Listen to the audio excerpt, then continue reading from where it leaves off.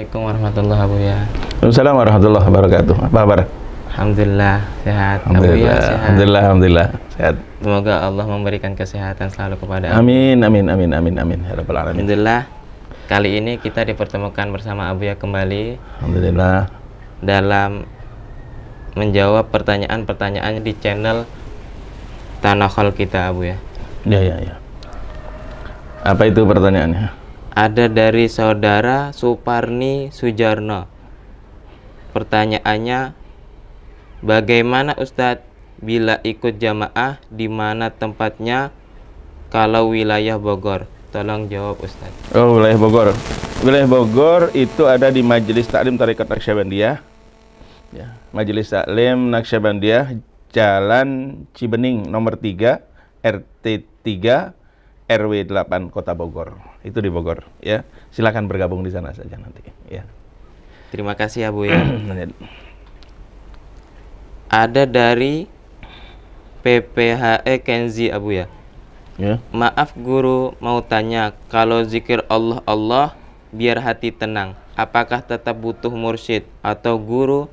Karena tempat saya tidak ada guru thariqah, tapi pengen banget mengamalkan biar hati ini bisa bersih dan tenang, kalau sholat bisa khusyuk. Terima kasih, semoga dijawab. Oh iya, untuk mursyid itu perlu.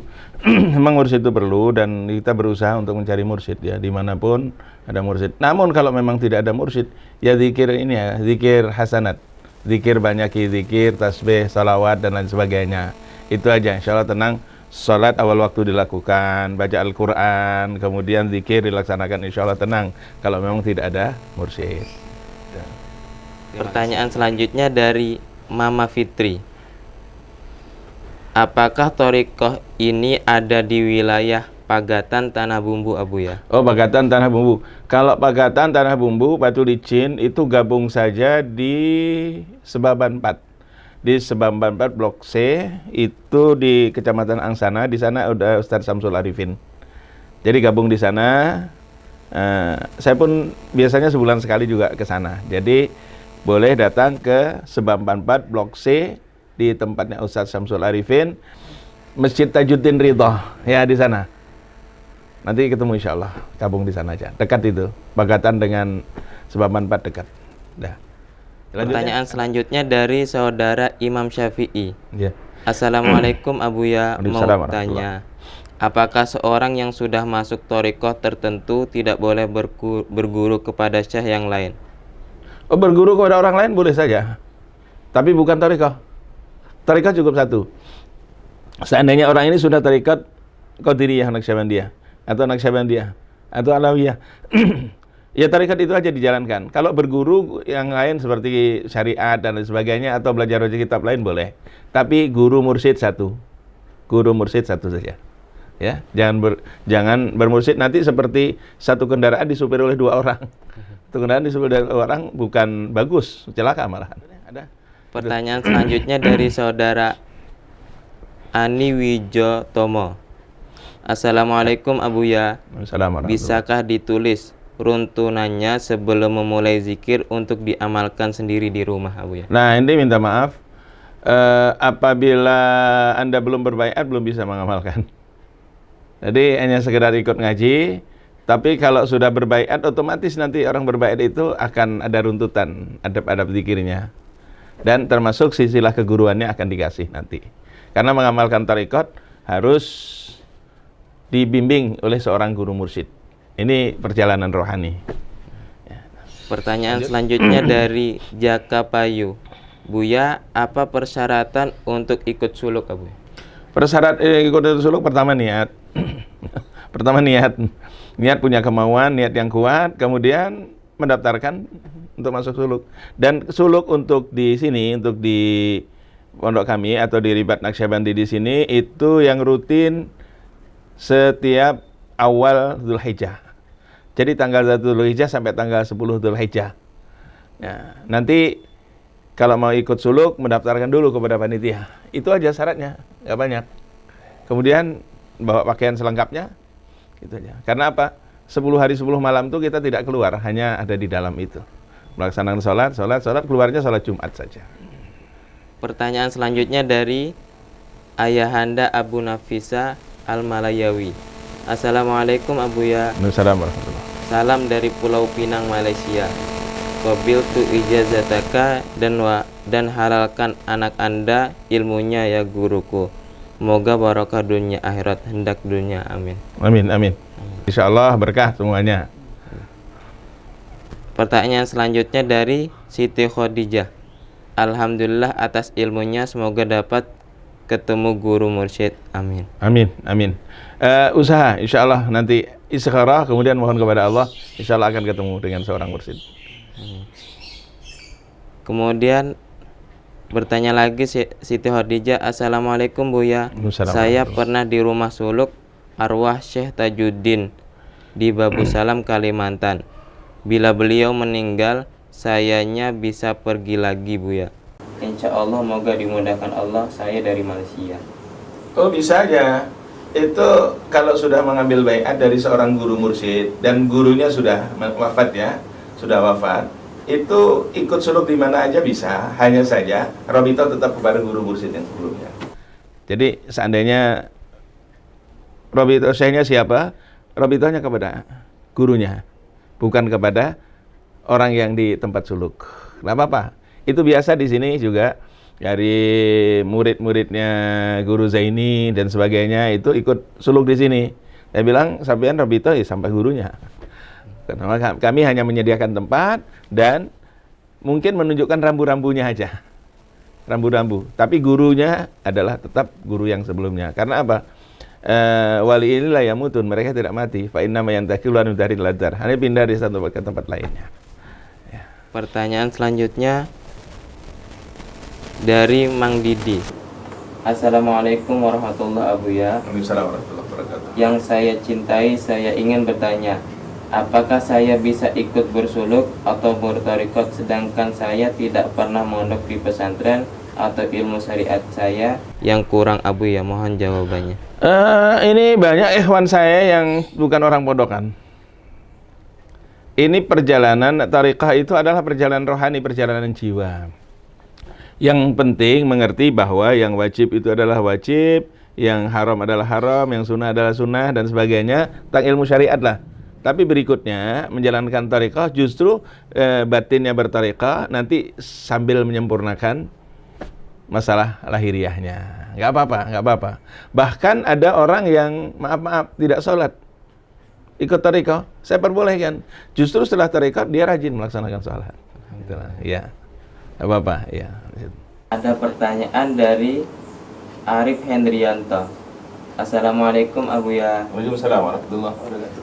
Maaf hanya bisa bertanya lewat media.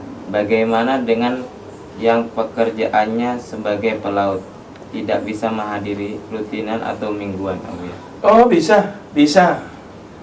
Ikhwan saya juga ada pelaut. Ya, pelaut. Dia ya setiap harinya di laut.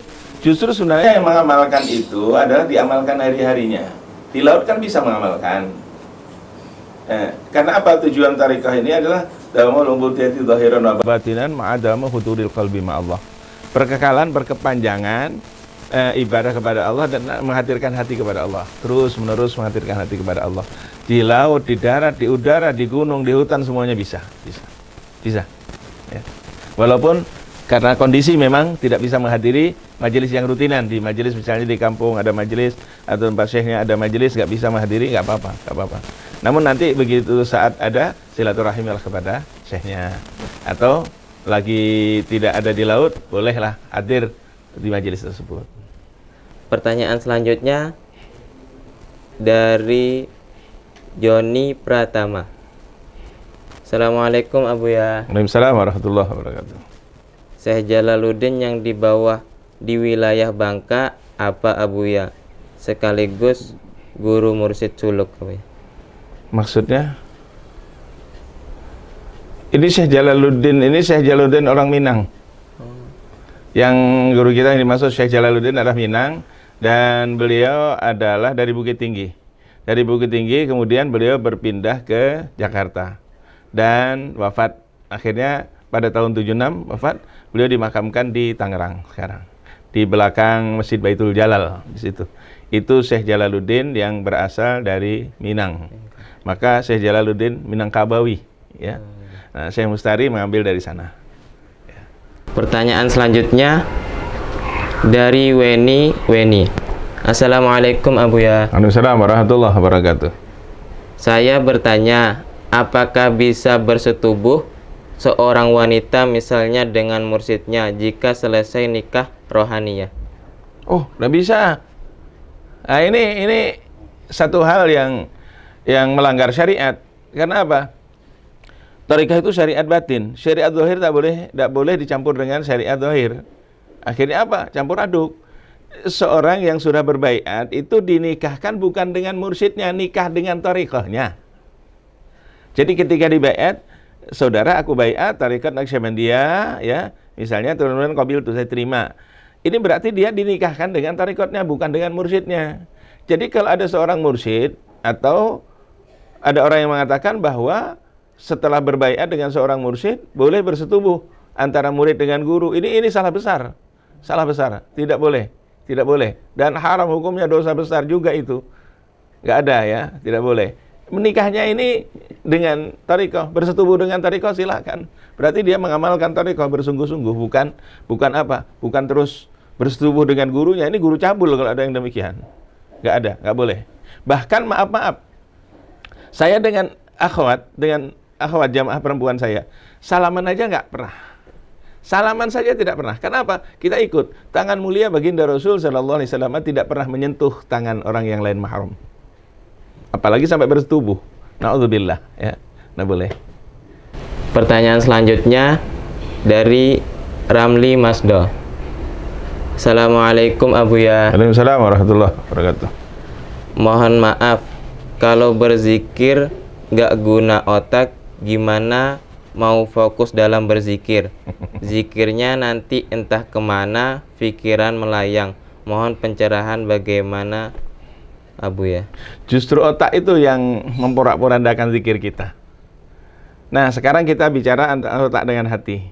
Karena zikir dengan hati. Otak dengan hati itu berbeda. Kalau otak ini bisa menerima beberapa hal sekaligus, beberapa masalah sekaligus, sehingga apa? Semua masuk ke dalam otak. Kalau sudah semua masuk ke dalam otak, akhirnya stres. Kenapa? Karena semua masuk. Kalau hati enggak, satu persatu. Hati itu apabila, nah seperti dua sisi mata uang. Kayak gini aja, ini kitab. Bayangan, kalau di sini ini Allah yang dipandang oleh hati, dunia enggak kelihatan. Tapi kalau dipandang dunia, Allahnya enggak kelihatan. Hati itu satu persatu. Maka zikir itu dengan hati. Hati yang hadir kepada Allah Subhanahu wa taala, bukan dengan otak, ya. Adapun akal itu bukan di sini. Akal itu adalah nurun fil qalbi yufariqu bainal haqqi wal batil. Akal itu adalah cahaya di dalam hati yang bisa membedakan antara hak dan batil. Itu adalah akal. Orang sering bicara akal kan di otak. Akal itu di hati. Cahaya hati akal. Jadi kalau bisa akal otaknya ini ikut hati, bukan hatinya ikut otak. Makanya orang zikir, katanya zikir la ilaha illallah, tapi kemana-mana. Pikiran kemana-mana. Nah, itu otak. Hati supaya melihat aja. Maka di situ ada metode tersendiri dalam tarekat Naqsyabandi. Di situ seolah ada lafaz Allah. Berzikir Allah, Allah, Allah. Sehingga otak ini fokus kepada lafaz Allah tersebut. Akhirnya apa? Tidak bubar. Nah, itu. Ya. Pertanyaan selanjutnya dari saudara Alvan Semarang. Assalamualaikum warahmatullahi wabarakatuh. Waalaikumsalam warahmatullahi wabarakatuh. Mohon diterangkan masalah muqarabah yang 20 dan bagaimana cara pengamalannya. Muraqabah. Ya, muraqabah. Itu nanti ada saat tersendiri ya. Jadi muraqabah itu banyak. Muraqabah itu banyak. Yang jelas muraqabah itu merasa melihat Allah. Kalau tidak merasa melihat Allah, dilihat oleh Allah. Merasa diperhatikan, dilihat oleh Allah. Coba kalau kita merasa dilihat oleh Allah. Sekarang nanti gini, Anda lihatin aja. Enak nggak dilihat aja? Nah kayak gitu. Kalau kita merasa dilihat oleh Allah Subhanahu Wa Taala, merasa dilihat oleh Allah Subhanahu Wa Taala, akhirnya apa? Kita ini kan kayak serba salah gitu, serba salah. Kayak gitu perasaan muraqabah itu kayak gitu. Itu secara utuh saja. Ya. Pertanyaan selanjutnya dari Abah Taswa. Ya. Izin bertanya Abuya. Ya, silakan. Mohon dikoreksi pemahaman yang menjadi keyakinan saya ini jika ada yang keliru. Saya meyakini para sufi itu memang sesungguhnya bukanlah maksum, namun berkah kemurahannya dan kasih sayang Allah kepada mereka, sehingga mereka terbebas dari penyimpangan. Bagaimana mungkin mereka untuk menyimpang, sedangkan kolbu mereka senantiasa terhubung dengan Rasulullah, makhluk termulia, sehingga semua perilaku apapun dari mereka pasti sudah mereka konfirmasi dengan Rasulullah sebenarnya. Mohon pendapat Abuya dari pertanyaan ini. Iya, betul. Memang seorang sufi itu bukan orang yang maksum. Bukan sebagaimana Nabi ya, yang terjaga dari melakukan dosa, bukan.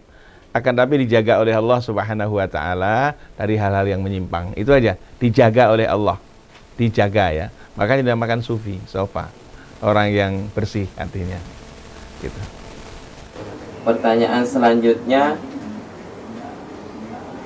dari Muhajirah 88. Bagaimana kalau mursyidnya sudah wafat? Bagaimana robitohnya juga Abuya? Robitohnya tetap. Kan robitoh itu urusan hati. Robitoh urusan hati, menambatkan hati atau menyambung hati dengan guru mursyid. Tadi saya katakan, mereka itu hanya pindah dari satu tempat ke tempat lainnya. Dari tetap aja menyambung dengan gurunya tetap. Sekarang kalau sudah mati berhenti, Rasulullah di mana? Secara lahiriah Rasulullah kan nggak ada. Kemudian ilmu itu para sahabat juga nggak ada semua. Akan tetapi kan rohani kita masih tetap nyambung dengan mereka. Karena apa? Keilmuan datang dari mereka. Gitu. Mohon maaf sebelumnya Buya, menambahkan pertanyaan. Bagaimana menumbuhkan semangat? Terkadang apabila seorang guru sudah tidak ada, semangatnya lebih berkurang gitu. Oh, semangatnya lebih berkurang. Itu belum tepat berarti dalam rabithah. Seharusnya kalau guru tidak ada itu harus lebih semangat. Kenapa? Karena pada hakikatnya kita masih tetap terpantau. Sekarang gini aja.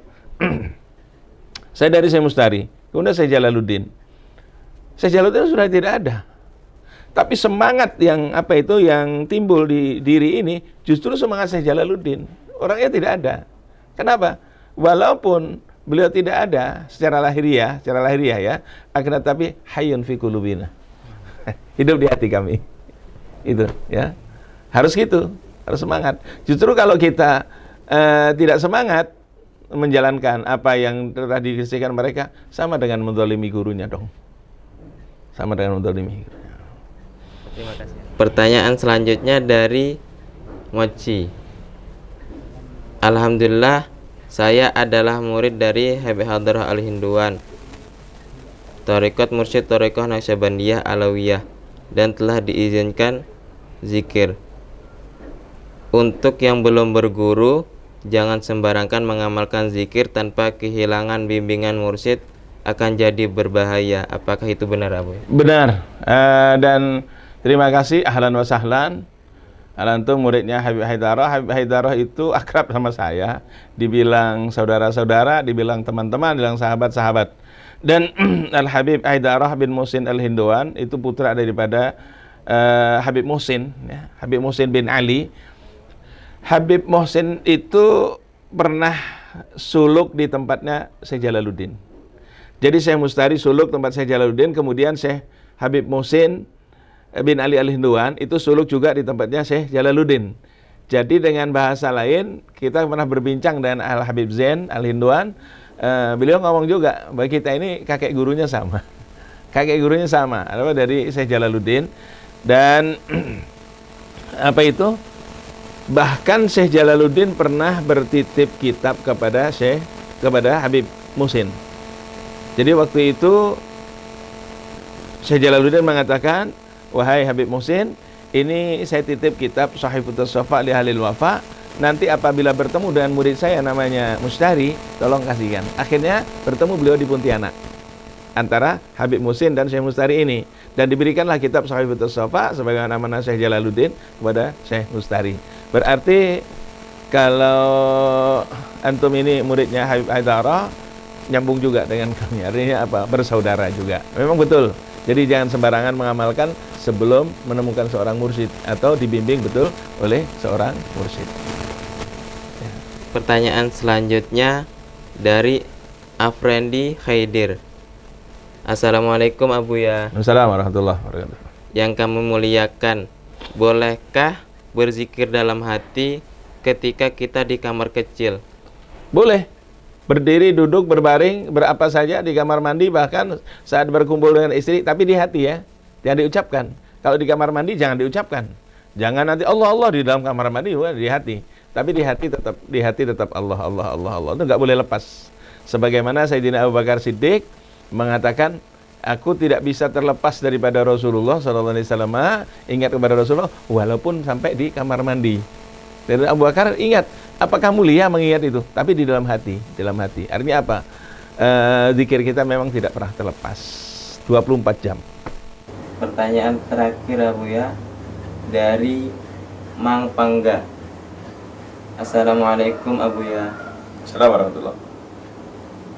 Izin bertanya, dari mana kita mengetahui bahwa di dalam batin itu ada nama-nama dan letak yang dinamakan Lataifah? Mohon pencerahannya, jika itu ada di kitab, tolong jelaskan di kitab apa dan pengarangnya siapa Abu? Oh, itu banyak di dalam kitab, khususnya kitab Naqsyabandi. Namun yang paling mudah ini Sinar Keemasan ini Syekh Jalaluddin. Ini sudah berbahasa Indonesia. Jadi mudah sekali, di sini ada tentang lataif 1, 2, 3 sampai 7 lataif. Penyakit-penyakitnya apa di dalam lataif ini. Ini mudah dicari. Ya, mudah dicari. Bahkan di pasaran sudah ada ini. Ini kitabnya Syekh Jalaluddin. Yakni Sinar Keemasan. Sinar Keemasan. Ya. Nah, ini sudah yang bahasa Indonesia. Kalau yang bahasa Arab banyak sekali. Banyak sekali ya. Saya sebut kitabnya banyak sekali ya. Terima kasih ya Bu ya. Ada lagi? Mungkin cukup yang itu aja. Iya. Terima kasih, mudah-mudahan ini bisa membawa pencerahan bagi kita semuanya. Khususnya anak pribadi. Dengan adanya pertanyaan ini bertambah ilmu. Jadi antum jangan merasa ragu, jangan merasa apa. Dengan pertanyaan ini bertambah ilmu. Artinya apa? Yang kemarin agak lupa-lupa jadi ingat kembali dan lain sebagainya. Jadi bersyukur, jazakumullah khairal jazaa. Dan Allah balas dengan balasan yang berlipat ganda. Dan mudah-mudahan kita kelak dikumpulkan oleh Allah di dalam surganya Allah bersama para kekasih Allah, bersama baginda Rasulullah SAW.